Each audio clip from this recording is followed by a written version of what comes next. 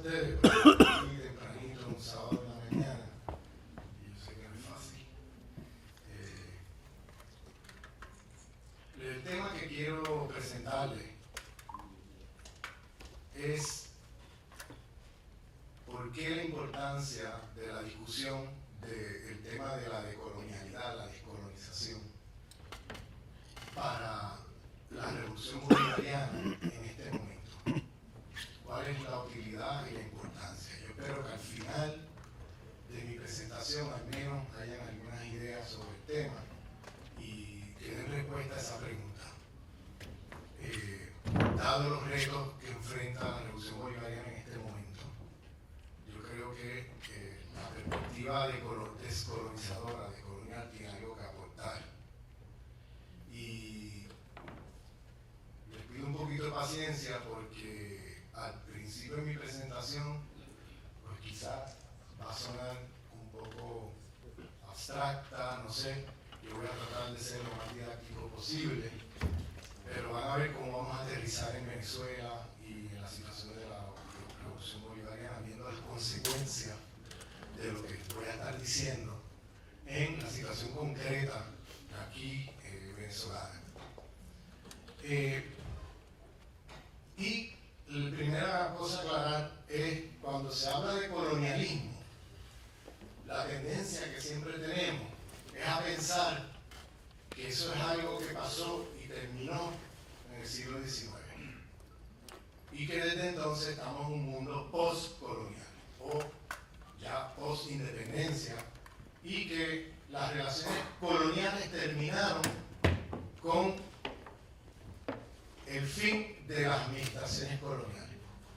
Esa es la visión más clásica que tenemos de lo que entendemos por lo colonial, ¿no? Quiero aclarar que hacemos una distinción entre colonialismo y colonialidad. El colonialismo es las relaciones coloniales clásicas de un imperio que usurpa la soberanía de un pueblo e impone una administración colonial y impone unas relaciones de dominación y explotación sobre ese territorio y sobre esas poblaciones, y que luego, cuando se dan las luchas de liberación, las luchas de independencia, el colonialismo termina en el momento en que los pueblos colonizados adquieren o forman un estado independiente y retoman una soberanía sobre su territorio. Y ya de en adelante el colonialismo terminó. Esa es la visión clásica que tenemos. Yo voy a usar y voy a distinguir entre colonialismo y colonialidad. Colonialidad se refiere a todas las relaciones de dominación y explotación que emergen a través de la expansión colonial europea, a través de esas administraciones coloniales puestas por todo el planeta, y que no terminaron con el fin de las administraciones coloniales. Es decir, unas jerarquías de dominación y de poder que, si bien surgen a través de la expansión colonial europea y la imposición de administraciones coloniales por todo el planeta, no fue solamente América Latina, como ya sabemos, África, Asia, el Caribe, y durante varios siglos, en algunos lugares duró 400 años, en otros 500. Yo vengo de un país que todavía es colonia en el sentido clásico. Habemos pocos lugares del mundo así hoy día. La mayoría de los países del mundo son formalmente independientes, aunque sabemos que en la realidad el concepto que acuña Kwame Nkrumah, el pensador antiimperialista africano, de neocolonialismo, nuevas formas de colonialismo después de terminadas las administraciones coloniales. Es decir, tu país puede ser formalmente independiente, pero no quiere decir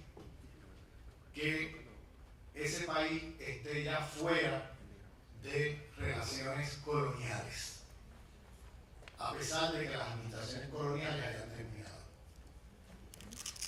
¿A qué nos referimos? Eso es lo que llamamos colonialidad, y lo que en muchos lugares se usa neocolonialismo, pero nosotros no hablamos de colonialidad porque estamos hablando de muchas otras cosas que la literatura del neocolonialismo no tocó.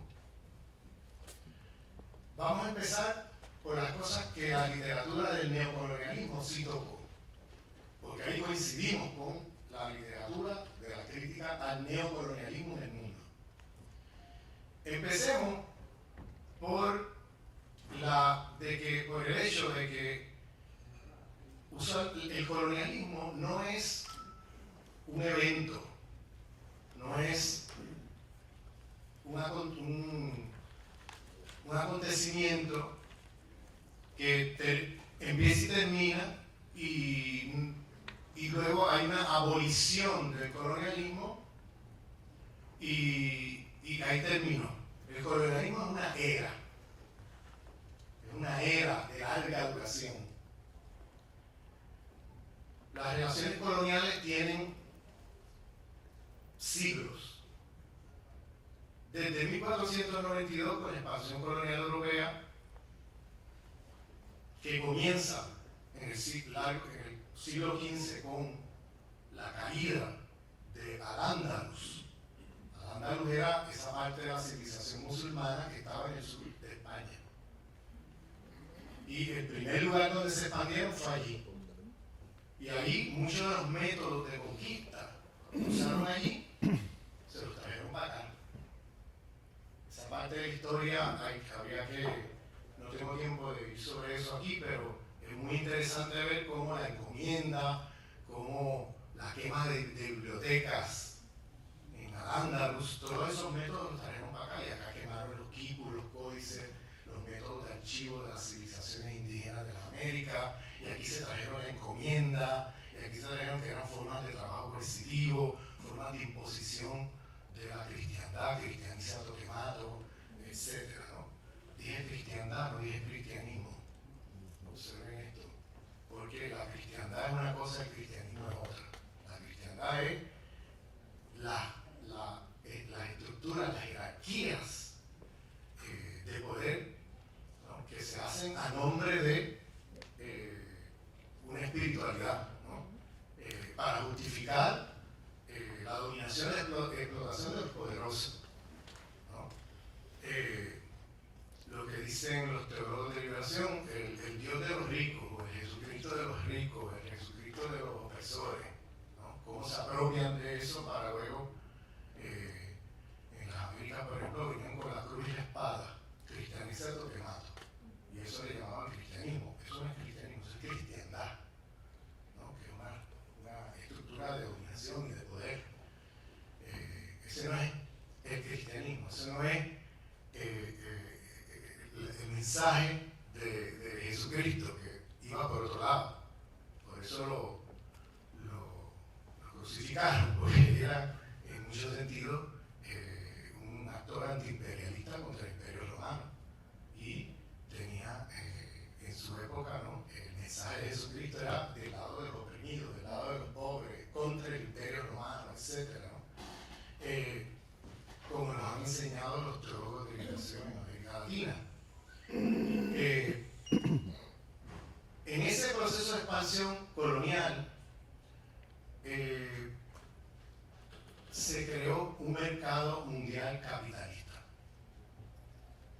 Cuando se expanden ya las Américas, se crea un mercado internacional capitalista donde se organiza a través de una división internacional del trabajo de centros metropolitanos y periferias. Bien. Si las administraciones coloniales, sin haberse expandido e impuesto estas administraciones por todo el mundo, no hubiera habido o no hubiera sido posible la creación del mercado capitalista mundial. Es decir, el colonialismo es constitutivo a la formación del sistema capitalista mundial. Fue a través de esa expansión y fue a través de la imposición por la forzada, ¿no?, de muchas poblaciones del mundo a la incorporación al sistema capitalista vía el colonialismo, que crearon el mercado mundial capitalista. Eso pasó desde finales del siglo XV, siglo XVI, hasta nuestros días, con sus altas y bajas y con sus diferentes momentos y transformaciones.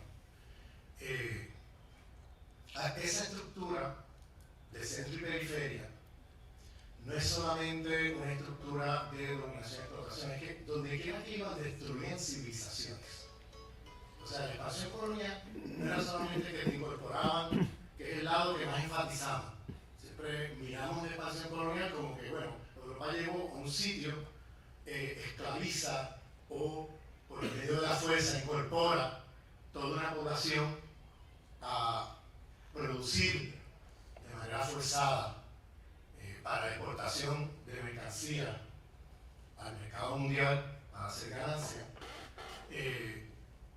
Pero dejamos de lado el hecho de que ese proceso no fue solamente un proceso de expansión, de creación de un nuevo sistema mundial capitalista, sino que fue un proceso civilizatorio, que destruyó civilizaciones e impuso otra civilización. Esa civilización que impone es lo que vamos a llamar la modernidad occidental capitalista. Eso que se llama la modernidad es un proyecto civilizatorio. El mundo moderno, ¿no?, la modernidad, es un proyecto civilizatorio que voy a explicar. De manera que en ese proceso destruyeron las civilizaciones, destruyeron lo que había allí antes, destruyeron las economías diversificadas que existían antes, destruyeron las formas de autoridad política que en muchos lugares eran más comunitarias, desde el punto de vista del concepto de comuna, ¿no?, que en muchos lugares no había ni siquiera patriarcado, es decir, estas relaciones de dominación de hombres sobre mujeres y estas cosas, ¿no? En las Américas, por ejemplo, no existía patriarcado, en las Américas no existía capitalismo, en las Américas no existía propiedad privada, en las Américas todas estas civilizaciones que existían acá eran mucho más avanzadas que cualquier cosa en Europa en la época, eso hay que decirlo. Por eso quedan deslumbrados los conquistadores cuando llegan acá. Vean las cartas de Pizarro en la zona andina, vean las cartas de Cortés, de Hernán Cortés. Y usted va a ver que esta gente quedó deslumbrada porque no había nada en Europa como eso, como lo que ellos encontraron acá. Recordemos que las civilizaciones acá tenían unos niveles de desarrollo mucho más avanzados que cualquier cosa en Europa de la época. Europa era un lugar en ese momento bastante oscurantista por el tema de la cristiandad, que si usted hacía ciencia, usted era acusado de estar con el demonio y lo quemaban vivo y cosas por el estilo. Y esto por acá no era un lugar, como dicen, de primitivos, bárbaros y no sé qué. Esto era un lugar con unas grandes civilizaciones tecnológicas, materiales, científicos, técnicas, etcétera, etcétera. Tenían un gran desarrollo. Para darles una idea, la ciudad más grande de Europa en la época tenía 60.000 habitantes. 60.000 habitantes. El centro de los aztecas, la ciudad que era el centro de los aztecas, tenía casi 500.000 de habitantes. En Europa, esa ciudad, la más grande, que tenía 60.000, otras 30.000, otras 20.000, casi no podían vivir ahí por las pestes bubónicas, por los problemas de salubridad, ¿no?, de salud, porque no tenían una infraestructura civilizacional de canalización de agua, de alcantarillado, no tenían el desarrollo civilizacional ni tecnológico en la época. En cambio, esta sociedad tenía casi 500.000 de habitantes y funcionaban perfectamente porque tenían todos los sistemas que se puede imaginar usted, de acueductos, alcantarillados, de canalización de agua, etc. Una ingeniería impresionante, La metalurgia que usaban, por ejemplo, era el oro. Imagínate, en Cortés llegaba a una ciudad donde los metales que usaban era oro. Imagínate, este hombre quedó deslumbrado. Bueno, digo esto porque estos no eran lugares aislados, como nos hacen decir que eran primitivos y no sé qué. Esos son cuentos que nos hacen después. Después de haber destruido estas civilizaciones, por supuesto. Después de haber empobrecido masivamente los pueblos indígenas de América, a través de ese proceso de colonización, genocidio, epistemicidio, destrucción de sus estructuras de conocimiento, epistemicidio. Y en ese proceso de genocidio, epistemicidio, cuando estos lugares, fíjense que antes de ese proceso tenían contacto con China, tenían contacto con las civilizaciones del Pacífico, con los africanos, civilizaciones africanas, con las civilizaciones islámicas, con los vikingos. Esto no era un lugar aislado, esto era un lugar que comerciaba con todo el planeta. El único lugar del mundo que no sabía que esto por acá existía eran los europeos, porque los europeos en esa época era un lugar marginal del mundo, oscurantista, un lugar empobrecido, y no sabían que esto por acá existía. El resto del mundo ya lo sabía y comerciaban con esta parte del mundo. Esa idea que esto por acá era un lugar aislado del mundo es una idea eurocéntrica. Es una idea eurocéntrica. Pero la arrogancia imperial es tal que en lugar de decir, oye, por fin nos enteramos, algo que todo el mundo conocía ya, lo descubrimos. Fuimos los primeros en llegar, lo descubrimos. Fíjense el concepto de descubrimiento. Aun si esto hubiera sido un lugar aislado, que no tuviera comercio con nadie en el mundo, que eso es totalmente falso, pero asumiendo que eso fuera así, la palabra descubrimiento es un concepto racista. Porque usted no descubre un lugar donde ya hay seres humanos viviendo hace miles de años. O sea, usted no está descubriendo nada porque hay seres humanos que han estado viviendo ahí por miles de años, antes que usted haber llegado. Pero como no concebían a estos pueblos como seres humanos iguales, los veían como animales, es decir, el racismo, ¿no? Pues claro, lo descubrimos. Y descubrieron un lugar que ellos lo veían como tabula rasa. O sea, aquí, esto es un territorio donde lo que hay son fauna, animales, naturaleza y no sé qué, y tenemos todo el derecho a venir aquí y quedarnos con todo, porque aquí no hay seres humanos, ¿no? Eso fue un gran debate en el siglo XVI, ese tema. Bueno, el ser imperial y la arrogancia imperial puede más, y claro, el descubrimiento, ¿no? Lo descubrimos. En lugar de reconocer, no lo conocíamos, el resto del mundo ya lo conocía, ahí había seres humanos viviendo hace miles de años, no nos habíamos enterado, pues por fin nos enteramos, ¿no? Pero no lo descubrimos. Entonces, en ese proceso, cuando destruyen estas civilizaciones, sus formas de producción de conocimiento, sus cosmogonías, sus economías diversificadas, donde quiera que iban, por la fuerza, sometían a las poblaciones a trabajar forzadamente para los imperios europeos, para producir mercancía por una ganancia, para vender por una ganancia en el mercado capitalista, exportándolos a Europa. ¿Bien? En ese proceso crearon una estructura donde las periferias del mundo se les asigna una o dos cosas para exportar. ¿Bien? Una o dos mercancías. El resto de lo que usted no produce, usted se lo tiene que comprar a los imperios europeos. Esa estructura de División Internacional del Trabajo, donde usted se le asigna que usted va a producir esto o aquello, y que lo que usted no produce, el resto se lo va a suplir el imperio, ya es una estructura de desigualdad. Porque encima de que llegan y ponen a la gente a trabajar forzadamente, se quedan no solamente con la explotación de la ganancia de la explotación del trabajo, sino también con los recursos de estos países y exportan la riqueza a los centros metropolitanos. La riqueza que se hace ahí pasa para allá y van acumulando riqueza y empobreciendo estos sitios. Encima de eso, lo que tú no produces